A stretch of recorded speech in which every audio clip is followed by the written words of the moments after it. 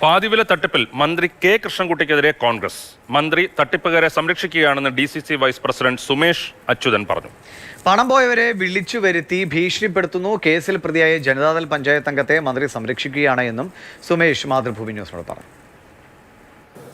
പാതിവില തട്ടിപ്പിൽ മന്ത്രി കെ കൃഷ്ണൻകുട്ടിയുടെ ഓഫീസിന് കൂടി ബന്ധമുണ്ടെന്നാണ് കോൺഗ്രസ് ആരോപിക്കുന്നത്. DCC vice president Sumesh Achuthan നമ്മളോടൊപ്പം ചേരുന്നുണ്ട്. എങ്ങനെയാണ് ഇതിൽ മന്ത്രിയുടെ ഓഫീസ് ബന്ധപ്പെട്ടിരിക്കുന്നത്? മന്ത്രിയുടെ ഓഫീസിൽ നിന്നാണ് ഇതിന് മീറ്റിംഗ് കൂടി കോർഡിനേറ്റർമാരെ നിശ്ചയിച്ച് ഇവിടെ കോർഡിനേറ്റർമാർ ജനങ്ങളെ, സാധാരണക്കാരായ ജനങ്ങളെ നേരിട്ട് പോയി കണ്ട് നിങ്ങൾക്കിതെല്ലാം ലഭിക്കുന്നു എന്ന് പറഞ്ഞ് അവരുടെ നിന്ന് പണം കളക്ട് ചെയ്തിരിക്കുന്നത്.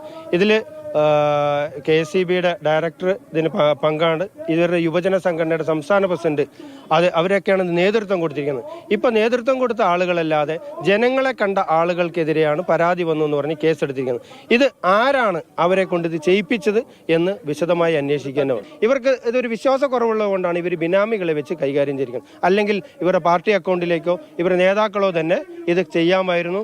ഓരോ ബൈക്കിനാണെങ്കിൽ 6000 രൂപ, ഓരോ ഗൃഹോപകരണങ്ങൾക്കും അതിൻ്റെതായ തുകയുടെ അളവിൽ കമ്മീഷനും കൂടെ ഇതിന് ലഭിച്ചിട്ടുണ്ട്. ആ കമ്മീഷൻ തുകയൊക്കെ ഇവർ പാർട്ടി തന്നെ എടുത്തിരിക്കുന്നത്. നിയമപരമായി പരാതി ഇല്ലാതെ അത് തടയാൻ വേണ്ടിയിട്ടുള്ള ശ്രമമാണ് മന്ത്രിയുടെ നേതൃത്വത്തിൽ നടക്കുന്നത്. മന്ത്രിയുടെ നേതൃത്വത്തിലാണ് ഇത്തരത്തിൽ സംഭവം ഉണ്ടായതെന്നും അതിൽ ശക്തമായ പ്രതിഷേധമാണ് കോൺഗ്രസും യൂത്ത് കോൺഗ്രസും പ്രകടിപ്പിക്കുന്നത്.